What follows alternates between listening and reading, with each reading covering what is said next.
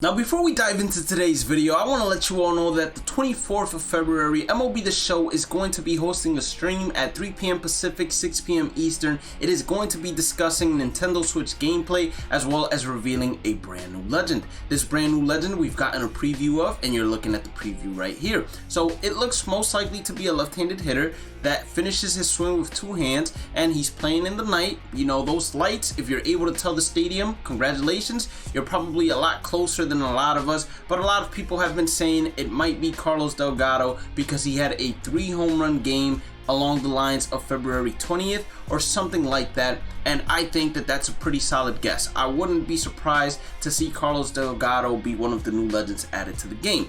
Now before we dive into the mind of Blade and what I found in terms of attributes and overalls through watching or rewatching SDS's tech stream, let's go ahead and discuss that we stream each and every single day at 8 p.m. Eastern on Twitch, and we have a second MLB The Show channel that is strictly gameplay. I'm going to leave all of those links inside the description and inside the pinned comment, so make sure you guys go ahead and check those out if you do want to support me to the fullest extent. And we're going for 33 likes on this video to beat yesterday's like total in terms of the videos. Let's see if loyalty is still strong and we can continue to do so. Make sure you hit that red subscribe button here, turn on the notifications, and let's go ahead and dive in.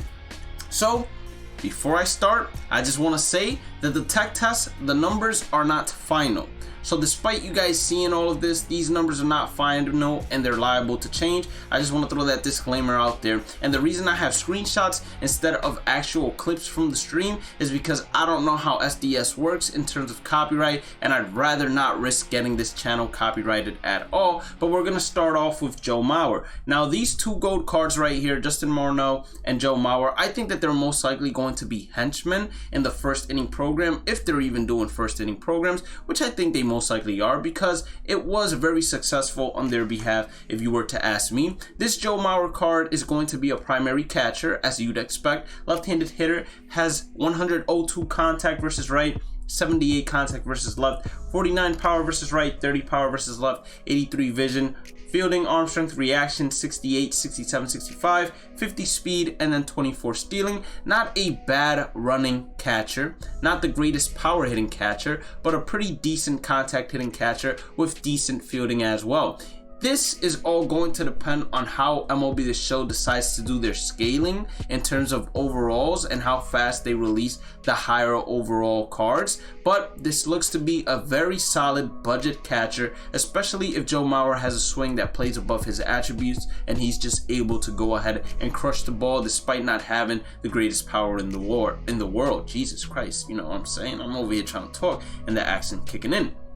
Number 2 is going to be Justin Marnell. Now Justin Marnell, he's going to be a primary first baseman. 81 contact versus right, 49 contact versus left, 82 power versus right, and then 63 power versus left with 85 vision, and then fielding, arm, reaction, 70, 58, 74, speed 33, stealing a 3. Now first base, you don't really care about any of the fielding attributes, so we can go ahead and throw that out the window. We do like the fact that he has 81 contact versus right, and then he has 82 power versus right. That is very enticing. That means that he most likely is going to be able to crush pitches against righties without a problem, and he does have a little bit more power versus left than he does contact versus left, which is also great because in the beginning of the game, you're not facing guys that have great hit per nines or K per nines, so you might have that ability that if you crush a ball, it's most likely going to be an extra base hit, if not a home run, just because of the simple fact he has a lot more power than contact versus the left-handed hitter. So the power attribute is actually what's going to take over.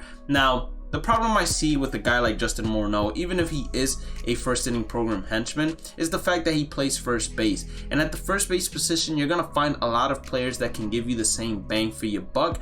But this is a great card for collections, which is something that you guys will want to do throughout the entirety of the game cycle, as that's how you get one of the nicest or some of the nicest 99 overall cards that come into the game at a later point. But without further ado, let's go into the one new Diamond Legend they revealed, which was Ryan Howard. once again, primary first baseman. This primary first baseman is going to be a strict platoon hitter. He reminds me a lot of David Ortiz, but he's a lot worse hitting versus lefties than David Ortiz. Now this card is going to be in one of two packs. It's either going to be in the Diamond Cover Athlete Choice Pack, or he's going to be in the Diamond Choice Pack. Now, if you order the $100 version, Digital Edition Deluxe, you're going to be able to get both a Diamond Choice Pack and the Diamond Cover Athlete Choice Pack. Now the Diamond Choice Pack, I had the belief that it would be a live series player, but after looking more into detail at one of the images, which I will discuss in a further video,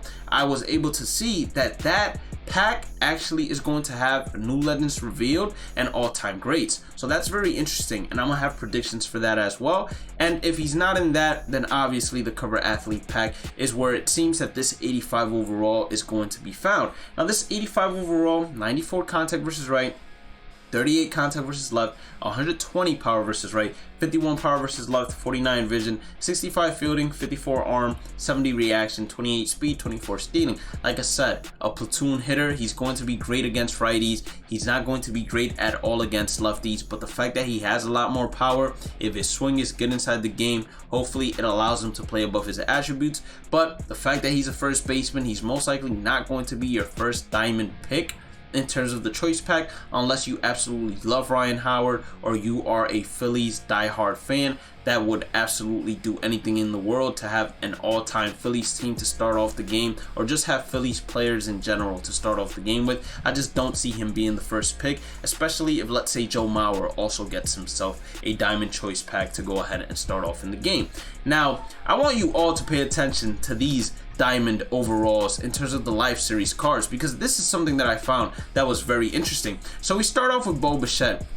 And before we actually do a deep dive into this, I want to let you all know that they do 3-year averages when it comes to deciding what the player's overall is going to be and whether or not they upgrade or downgrade a player in terms of roster update predictions. Even though they say they do 3-year averages, I don't 100% believe it, because sometimes the changes that they make absolutely no sense whatsoever.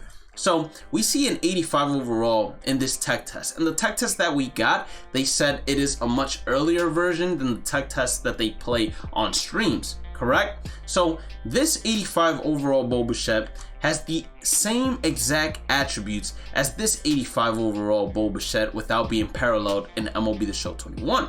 So once we go and see them play with that Bo Bichette inside an actual game, we see a couple of differences here.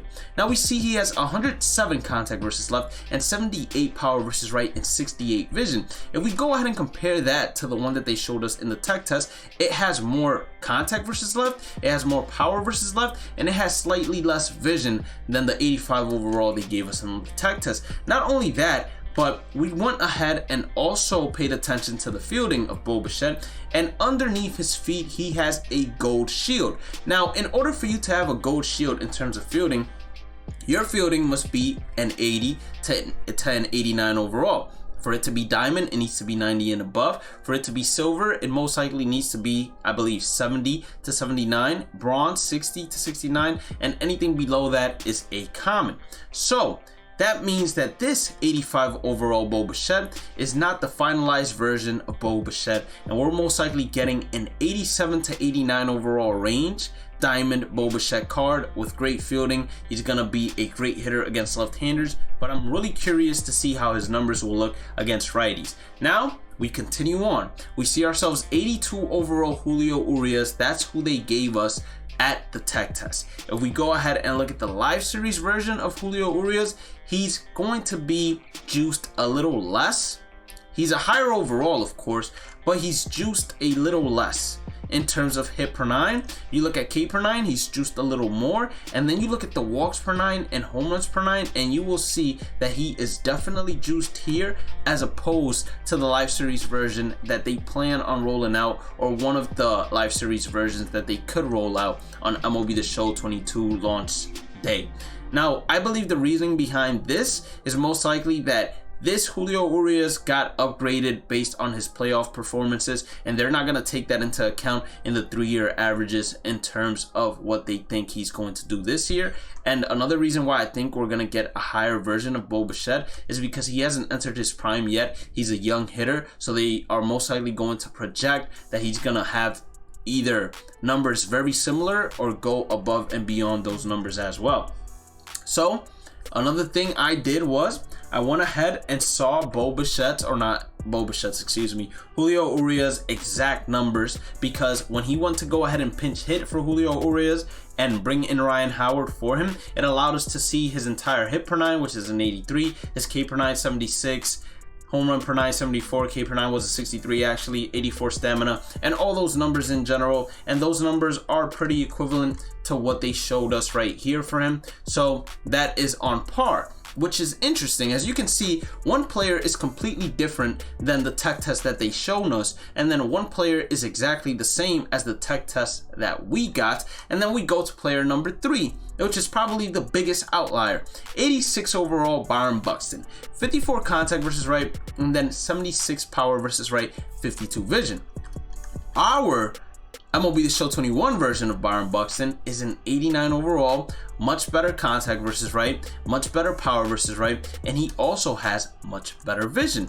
We go inside SDS's stream and see the gameplay after he struck out with Byron Buxton, and we see that Byron Buxton has less contact versus right, or not less contact versus right. Actually, he has less contact versus right than the MLB The Show 21 version, but he has more contact versus right than the MLB The Show 22 tech test version, and he also has more power versus right than the MLB The Show 21 version and the MLB The Show 22 tech test version as well. Now, I'm pretty sure that inside edge was affecting these players because I saw him playing up, but do I think that inside edge is going to give him a plus 11 roughly to his contact versus right and his power versus right? And yes, it would be a plus 11.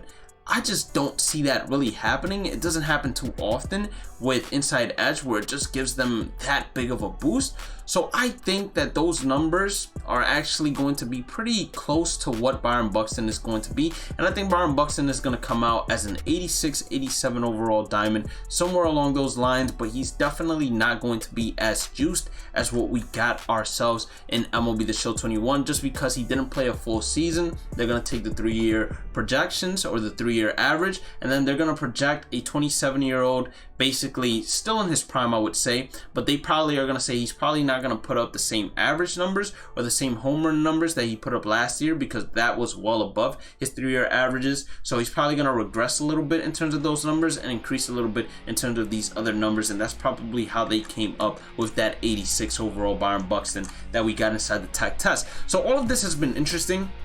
I'm gonna go ahead and make sure to keep an eye out on tomorrow's stream to see if I catch anything, but I will have a lot of more videos coming out talking about things I saw as well in the tech test that were different, as well as diamond choice pack predictions and all of that. So make sure you guys stay tuned, make sure you guys hit that like button or subscribe button, turn on the channel notifications, and check out the description as well.